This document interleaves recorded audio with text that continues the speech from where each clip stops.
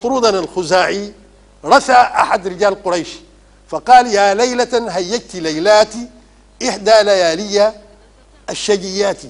فقالوا له: لو جئت بأفحل من هذا كان أحسن. فقال لهم: أمهلوني. ثم جاءهم بعد أيام بقصيدة فخمة فيها: يا عين فابكي أبا الشعث الشجيات يندبنه حسرا مثل البليات، وهي قصيدة طويلة. فقالوا له: الآن. قال الشاعر: يا جفنة كإزاء الحوض قد هدموا، ومنطقا مثل وشي اليمنة الحبرة. يقولون هذا وشي كلام، هذا كلام محبر، هذا كلام سلس، هذا ينحت من بحر يغرف من بحر، هذا ينحت من صخر، هذا طيلسان طبري، هذا متكلف، هذا مطبوع. كل هذه العبارات من صناعة القدماء لم يزد المحدثون عليها شيئا. فهؤلاء الذين كانوا يضربون القباب للنقاد ويكرمونهم لم يكونوا سذجا، وإنما السذج نحن، لأننا ننسب إليهم ما لم يكونوا عليه. هذا ينتقل بي إلى أمر يتصل بأحسن الحديث، وهو أن القرآن تحدى الكافرين، طلب منهم أن يأتوا ب10 سور مثله مفتريات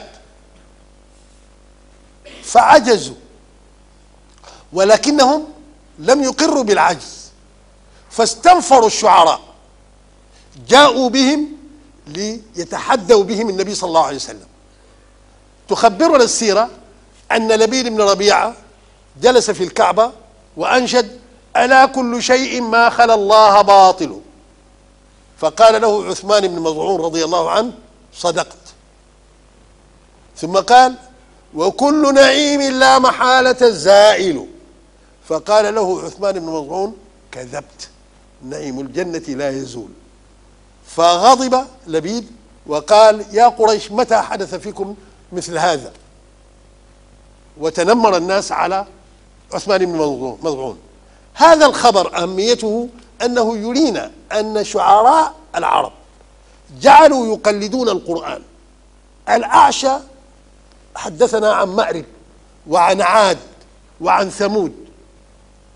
أمية بن أبي الصلت نظم عن الملائكة الذين يحملون العرش وعن أشياء كثيرة، ولكن كلامهم كان متكلفا مغسولا، ليست فيه الحرارة وليست فيه روح الوحي.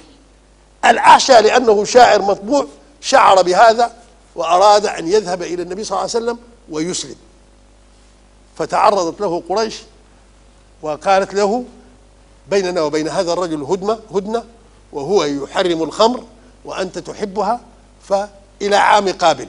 وأعطوه 100 من الإبل فأخذها ومات، لم يكتب الله له أن يلقى النبي صلى الله عليه وسلم وأن يسلم على يديه.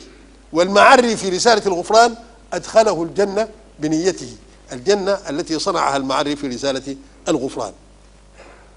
هذا ينبغي أن ينبهنا إلى أن العرب في الجاهلية قبل أن يسلموا قلدوا القرآن وحاكوه، وكثير من علماء الأدب الآن ينكرون هذه القصيدة لأنهم يرون فيها ذكر الجنة والنار، وينسون أن الشعراء عاصروا النبي صلى الله عليه وسلم وأرادوا أن يصنعوا أشياء مثل القرآن وعجزوا. ثم بعد ذلك حاول المتنبئون أن يصنعوا قرآنا، ولكنه لم يوحى إليهم، فصنعوا أشياء غثة مثل: والطاحنات طحنا والعاجنات عجنا، مثل: يا ضفدع بنت ضفدعين علامة نقين تنقين للماء تكدرين، واليمامة دفوا دفيف الحمامة. وقيل لهم هذا كلام غث، فقال أحد دهاتهم: كذاب ربيعة خير عندنا من صادق مضر. أي هم لم يكن غائبا عنهم أن هذا التقليد للقرآن غث.